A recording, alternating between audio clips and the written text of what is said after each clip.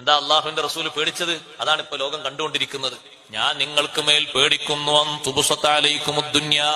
ദുനിയാവ് നിങ്ങളെ മേൽ വിശാലമാക്കപ്പെടലിന് ഞാൻ പേടിക്കുന്നു. ദുനിയാവ് എല്ലാവരുടെ കയ്യിലും വന്നു. ദുനിയാവിന്റെ പ്രൗഢിയും ദുനിയാവിന്റെ ഭംഗിയും അത് വന്നിട്ടോ നിങ്ങൾ മുൻഗാമികൾ നശിച്ചതുപോലെ നിങ്ങൾ നശിക്കുന്നു. ദുനിയാവ് ഇഷ്ടം പോലെ കയ്യിൽ വരുമ്പോ ദീനിന്റെ നിയമങ്ങൾ പിറകോട്ട് തള്ളുകയാണ്. ആരെങ്കിലും അത് പറഞ്ഞാൽ അവൻ ഒറ്റപ്പെട്ടു പോകുന്നു.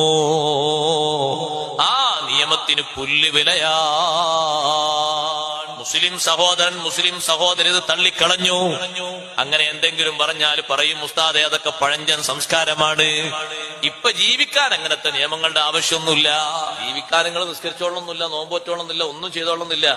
ദുന്യാവാണ് അള്ളാഹു തആല തരും. ഒരു ഇഞ്ച് വിശ്വസിക്കാത്ത ആൾക്കാർക്കും ദുന്യാവ് കൊടുത്ത റഹ്മാനാണ് പടച്ച റബ്ബ്. നബി സല്ലല്ലാഹു അലൈഹി വസല്ലം തങ്ങളോട് ബന്ധമുണ്ടെന്ന് വിശ്വസിക്കുന്ന ആളുകളാണെങ്കിൽ തങ്ങളെ അംഗീകരിക്കാനുള്ള കഴിവ് നമുക്ക് വേണം. പുറത്തോട്ട് തള്ളരുത്, ഒരൊറ്റ വിഷയത്തിലും തള്ളരുത്.